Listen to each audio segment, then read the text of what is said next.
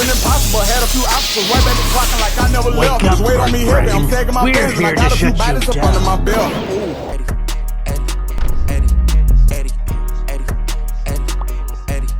Eddie. We geeking up on the Eddie. Spin the block, we got the Eddie. Wake up, bird brains. You know who this is, man. This is your boy, Persona, your favorite uncle, man. What you know what I'm saying? What it do, man? What it do? Now listen, man. Y'all heard what happened, man, on Halloween, man. Alpo Martinez, man, laid down, got hit. He got hit with the, he got hit with them things. And I was like, damn, right? Because wasn't he in witness protection program? Like, I could have sworn, like, when I was a kid, man, y'all remember Paid in Full, bro. Cameron, man. Y'all remember, bro. Y'all see the movie. I thought my man was in protection, witness protection, bro. You feel me? Snitching. Woo! But look, a lot of y'all probably don't even know Alpo is, man. So look. Let's just take it back. Alberto Guedes Martinez. I didn't even know that was his name. Alpo Guedes Martinez, better known as Alpo Martinez, or simply Alpo. He was born June 8, 1966, October 31st. That's when he, got popped. Was an American drug dealer, of Puerto Rican descent from Harlem, New York. He rose to prominence in the mid-1980s. In addition to New York, Martinez expanded his drug trade to other cities, notably Washington, D.C. Martinez was released in 2015 while serving a 35-year sentence for 14 counts of murder. He probably did way more than that, though, but that's what he did. At 88 Florence, a federal supermax prison located in Fremont County, Colorado. He was released after testifying against former associates and has since been living under a United States Witness Protection Program. Okay, so that's Alpo, right? And they did a movie about him. Well, not just about him, but he was in it. Cameron played the movie. Y'all go check that out. Paid in Full. That was a good movie. But anyways, we here to discuss Flip's interview. You feel me? So we're gonna react to Flip interview. Flip was the last person to talk to him. We gonna see our thoughts. But then we gonna look at some stuff after the fact, because I seen some sketchy shit about the whole assassination, bro. So y'all don't want to miss this, bro. Like, y'all don't stay tuned to the end of the video, bro. But let's just dive in. I've been getting tweets, messages. We counted about 300 while I was on a flight coming from LA to New York. How do you feel, Queensflip? I have news outlets calling me, want my opinion. How do you feel? How do I feel on what? How do I feel on what? What do you want me to say? What do you want me to feel?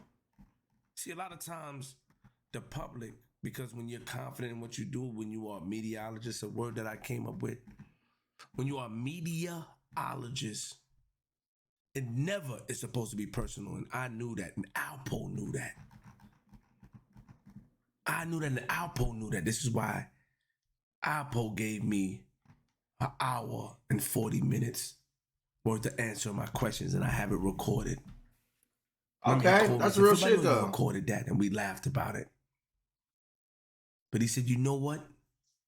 I like that word he used. Salute you, A Flip, because you came. mediologist. I like that. You was true to yourself. You see, I didn't have to kiss butt or be this or be that in order to get what I want. I just had to be true to myself and tell them how I felt and what I agreed with and what I didn't agree with. So how do you want me to feel?" You see, a lot of you magnified the situation. A lot of you put these things because of my confidence, because I was talking brash and stuff like that. There's a lot of people, Oprah, Gail, Connie, Phil, all these great people who paved the way for me to even I don't know why you even got up there talking about Gail King, Oprah, bro. Fuck them, bro. I just had to say that. Like, black man, we gotta stop putting these media people that the industry, like, we looking up to them. They put them in front of us, bro. Knock that off, bro. They didn't pave the way for shit, bro. They don't even like black men, bro. Anyways, talk on the mic. Who paved the way for me to even get comfortable talking on the mic? Who talks to these murderers and killers and people who have done crime and get an understanding A lot of times you may laugh, you may be charming, but that doesn't change the fact of what happened. It doesn't change your principles and morals. That doesn't make you agree with them. It just makes you have an understanding of how they think. You see, we got to stop being mental midgets. And that's a derogatory word.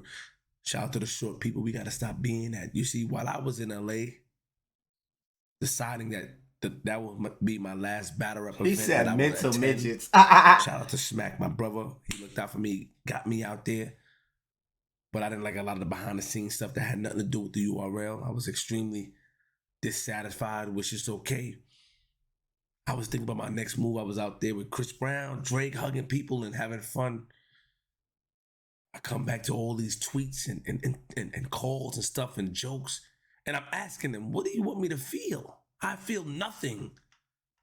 Damn. But he said it like a psycho. It's I never feel personal for nothing. me. I feel nothing. I feel nothing. I'm going to tell you why I feel nothing. But before I tell you why, I can't tell the Porters how to feel or how to celebrate. I can't tell his family how to feel or how to mourn. It's not my place to do that. I have no opinion on that. He gave me all that information because I was tired of playing telephone. I was tired of being a typical YouTuber that doesn't get the word from the horse's mouth. We can't speak to Wayne Perry. He's in prison. I was tired of it. I was tired of just spitting nonsense. And I was one of them that were doing it. So I went and got it from the horse's mouth. And whether he was lying or telling the truth, I got an understanding of how this man thought and how he moved and why he did what he did. And Okay, so for y'all don't know, him and Alpo, they go way back. And because I was wondering too, like, why everybody coming to him? Like, what, when he said he got bombarded with hella messages, he actually was somebody that Alpo confided in. So, or Alpo confided in him. So, you know, he got the scoop.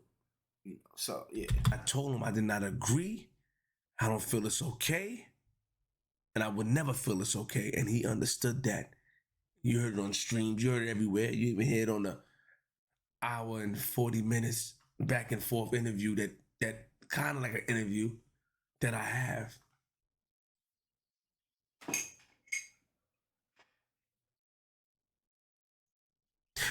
That nigga paused for hell long. He was like, the second reason. Alpo wanted to go. damn. When I think about it, the psychological point of view, and I think about why, where, who, or what, when, why is he in Harlem? Why is he driving there? Why does he go there? Why does he roll down the window and look at people? Why does he do that? Why is he so confident in doing that? Had nothing to do with police, because that's what you guys want to think. So, Alpo was a witness protection program, right? If anybody know anything about that, the feds ship you off somewhere. Don't nobody know where you at. They change your identity. Y'all know how witness protection works. Apparently, Alpo was coming back to where he was doing crimes and shit. Like, as we read in Wikipedia, he killed like 14 people. He probably killed more than that though. But apparently, he was riding around. He came back to Harlem. He was like doing meet and greets. Like, he was like real brash, real flagrant with showing people where he was at. So that's what Flip is alluding to when he's like, you know, he was rolling down the window. He was you know, like, make you wonder, is Flip right about him wanting to go? You see, once you leave witness protection program, see, he's supposed to stay there in Maine. Once you leave witness protection program, you're no longer the government's property. My opinion. But he wanted to go. And how do I know he wanted to go? Because I'm about to play some audio for you where he told me, whatever happens, happens. He accepts his destiny. He accepts his destiny. And he also told me that he would trade his life to bring back his mother and his sister. That's what he told me. He was content with death, or looking death in the eyes. He was content. Who am I to tell him not to be? Who am I? Of course, I said, damn, man, why you keep going to Harlem, making people uncomfortable? Why you doing that? It's like, you cocky. Of course I'm going to say that but I'm not in his mind. My job as a meteorologist is just to understand and get an understanding and do a job and to regurgitate the information to you guys. So, listen.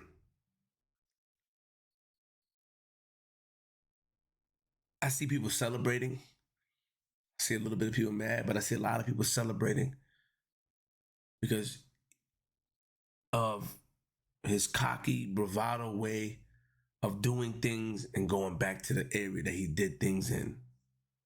He was aware that it could only turn out one way if you don't leave that area. He was aware of that. And he was content and he was understanding. And that I give respect to. Because me, sometimes when I think about certain things can happen, I'm like, oh man, I don't want to go like that. I don't want to do that. But he was content because I feel like the pain, the bodies, the faces, the stories, I felt like it haunted him. I felt like that from a psychological standpoint. I felt like... But this is why I don't respect that. See, he had a family. So you had got a second chance at life to be a father for your children and husband or whatever.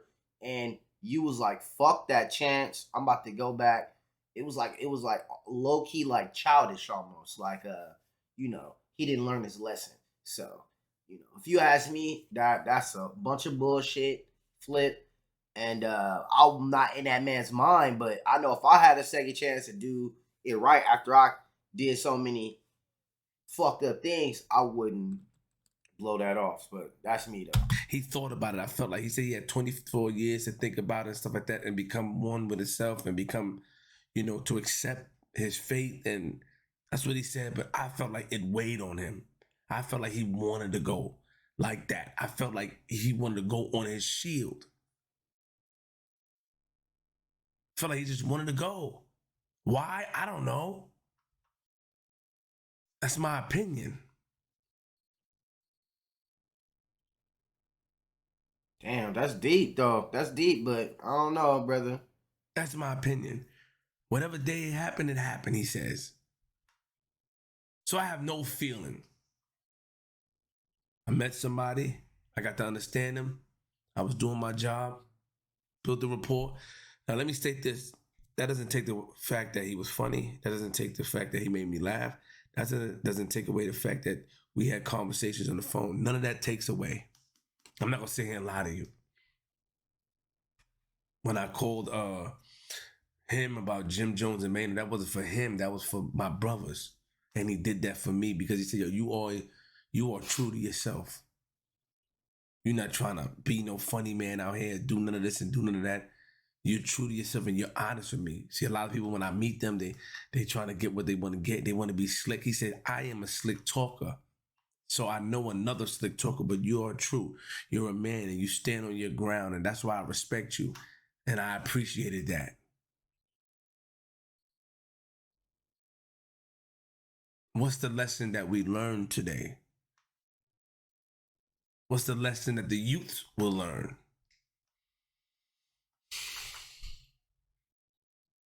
Sometimes, let me just say this. Sometimes it's okay to just leave. Right. Sometimes it's okay to just move on. Right. What keeps you going back? Right. Knowing what can happen. What keeps you going back? Knowing what will happen. That's something for you to think about. To the youth out there, the streets got no love, and I'm not here to follow these invisible codes of the streets. That's not me. I respect invisible everybody, codes and everybody of the streets. should respect me. Right. Right. Take a listen to what Alpo said. Queens. But my thing is, there got to be a method to your madness. You're not just saying there got to be a method. You seem like you're very. Now hold on. I asked that in the interview. Was Poe a strategic man? Same thing as far as we talked about dementia when we just said like rocking to sleep. So you got to know that niggas is going to talk. And when they see you and feel away and you taking pictures, that whole picture shit fucked me up. You putting your arm around niggas taking pictures. What the fuck you doing? Why you doing that? If a nigga talk, let him talk. Yo. Why are you so scared? Who's scared? Why did that fuck you up? Why? What you mean, why did that fuck you up? Bro. You got to be the craziest nigga on the planet, right? To rock, like Hassan Campbell say, rock a nigga snot box, right? To rock a nigga snot box, right? Multiple boxes got rocked. And like 10, 15 years later, well, however many years later, you back at it again. Really big boy chilling. We gonna pull up some of these pics, y'all. After we gonna pull some of these pics. This boy was like he had the little Gucci little biker stuff on. Like he was big doing it, dog. And I'm like, damn, boy. I just, I'm gonna yo, Pop, watch your mouth, nigga. What? Why if I'm gonna tell you why it fucked me up. It fucked me up because it's more like you hear all these things and this nigga got a lot of balls to do that. Who the fuck doing that? Why does because the stories become okay. I'm gonna keep it 100. The stories become contradictory. So like now it's like, yo, if we see that nigga, you know, that nigga ain't, you know, he did this and he did that. We ain't fucking with that nigga. But then he's around Harlem taking pictures with niggas and walking around. So it fucks up your mind. Like, what the fuck? Right. But you know that he'll do that. That's why you doing it. You're strategic, nigga. Give yourself more credit than you giving yourself. You know what the fuck you doing. No, that didn't just stumble across your lap. It just goes to show that niggas be just talking. Because let me tell you something. Niggas my age, you know what they concerned with? Do they got any underlying issues for the coronavirus? That's what they worried about. They ain't worried about me. The ones my age. Cat. Them niggas don't give a fuck about that coronavirus, nigga. I know people that hold grudges, nigga, to the end of time. I know people, nigga, that hold grudges, nigga, over nigga who ate the last waffle and won't fuck with your ass for years, nigga. I know niggas who hold grudges for nigga you owe their ass $10. And it's 10 years later and they still mad as fuck. Fuck you mean, boy. Alpo, no disrespect. R.I.P. Fuck you mean, boy. That's some shit you told yourself to make you sleep better at night. These niggas don't give a fuck about coronavirus. I don't know not one nigga who give a fuck about coronavirus. The only niggas who give a fuck about coronavirus is the niggas who actually get it and then they get sick and they go, hey y'all, man, this shit's street. It's real out here, man. Other than that, niggas don't give a fuck, bro. If they on somebody's head, they not about to, they still on your head, bro. So, they weren't about their health issues. They weren't about trying to hold on to the little bag that they got. And that's what they worried about. But it'll be some older nigga, not the one busting the gun, but giving the gun to the young nigga to do it. Wow. Is he breathing hella hard? Like, what is that sound, bro? He like. I got it. Because anybody my age don't got no opinion. If everybody you see on internet and Facebook, they weren't even there. Right. So basically, he like, everybody his age, you know, they don't really care no more. But see, the way the streets work, these young goons be trying to make a name for themselves. So it's like he delusional or something. He making it seem like, okay, don't nobody care about that era, you know, the stuff that happened in that era, don't nobody care no more. Bro, these young dudes is these YGs, these OGs, all them crazy ass gangs out there in Harlem, in the Bronx and stuff like that. Bro, they trying to make a name for themselves, bro. So to knock your stuff back, bro, will put them up the ladder type shit in their mind. So, nah, bro, knock it off, bro. Facts. So he think niggas just forgot type shit. They wasn't even in Harlem. 90% of people that got something, they somewhere else. How do I ride around in Harlem and not even get a bullet thrown at me, let alone shot at me? Well, I think that you're riding around like you know what you're doing. And I don't think that nobody wants that though. To be, I think that you don't give a fuck. That's it. You know what you're doing. You just don't give a fuck. Exactly. Yeah, but are you not concerned for your safety at all? All jokes aside, like no funny shit. Listen, Why do I have to be concerned with my... Listen, do you know you can lock yourself in the house every day and still die? I heard about that, yes. So what am I... Why am I going to be concerned about something? About something that's going to happen? And listen, it's already written. That's not how you look at life, sir. His thinking is like very childish. That's real shit. It's supposed to happen. That's not real shit. That's not real shit. A lot of stuff is preventable, bro. That's not real shit. I'm not... Everybody you see, everybody you hear, that got an issue with me riding around, this, that, and other. You know why they got an issue with it? Because they don't got the balls to do it if it was them. They would be hiding and off the scene. Facts.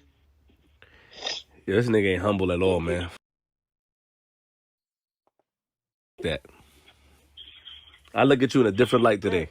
Today I look at you different. Your new name is Excalibur, nigga. You one of them niggas from the fucking back in the fucking 1840s. What King Arthur, one of them niggas. Excalibur. Bro, that's not 1840. 1840s was the cowboy era.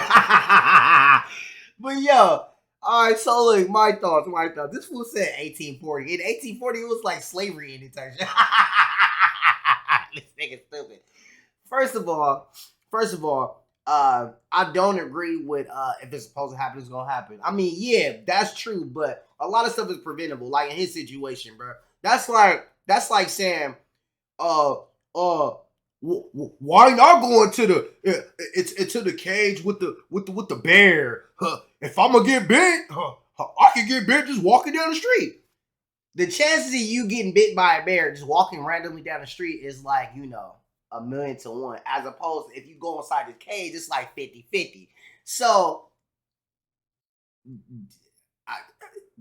I don't know what this man was tripping off of, bro. Never look at life like that. Always look at stuff like things can be prevented. Things can be prevented, bro. You put the Most High first, especially if you in a penitent state of your life. You committed all these acts and then now you trying to do stuff for the better. You got to move differently. You got to have certain and new energies surrounding your life. Like Flip said, he just didn't give a fuck.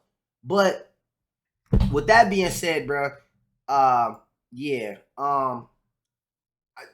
this was wild. I don't really have much else to say, but condolences to his family. But yeah, man, a lot of people wanted to see him out of there. A lot of people wanted to see him dead. So, you live the life and you have to pay the price. You live the life, you got to pay the price. And a lot of people don't make it in that type of stratosphere. So be careful, young black men. Be careful, be careful, be careful. But that's my thoughts on that, man. Shout out to Queensflip. I really love him, man. He's hilarious, man. Y'all go check his page out. Quiet Room, in the Quiet Room. Real good dude, man. I love him to death. I follow him on Instagram all the time. But yeah, man, I'm going to follow up with some more stuff on this Alpo stuff. I seen some Hassan Campbell said. I really like that. So we're going to react to that soon. But hey, man, hit the sub button, man. Like and subscribe, man. Help your boy out, man. I'm really trying to get 100 subs for the years up, man. This your boy Persona, and I'm out. Peace.